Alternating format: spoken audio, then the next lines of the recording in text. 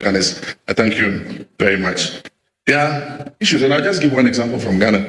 Just before I left, we have a crisis in our cocoa sector. We set a producer price for the farmer. At the time we set the price of cocoa on the international market was 7,200. We have a policy in Ghana where we give the farmer 70% of the world market price. The other 30% is used for administration, to supply fertilizers to the farmers, to provide scholarships for their children and all that kind of thing.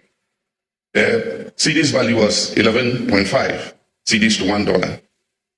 So we set the producer price. The world market price has declined to 4,200. The CD has appreciated in value to 10.7 to the dollar. So suddenly it means that for every ton you buy at the producer price, you have a gap. And so we'll be losing.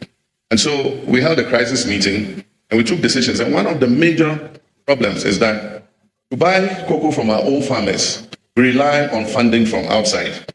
And you know what the collateral for the funding is, our own cocoa beans. And so you have to collateralize the beans to the financier, buy the beans and just ship them, and they pay you the international market price. So one of the key decisions we've taken is that we're going to stop foreign funding for the purchase of our cocoa. We're going to raise domestic bonds. We have enough cedis in Ghana to pay for our cocoa. We're going to raise domestic bonds, buy our own cocoa. We don't need to collateralize the beans. I know the interesting part. We have the capacity to process 400,000 tons of those beans, processing capacity in Ghana. But because the beans are collateralized, we cannot even allocate those beans to the local processors. We have to ship all the beans outside. Now, if we buy the beans ourselves, we can take 400,000 tons out of the beans and give to our local processors to add value. That is what the Accra research is about.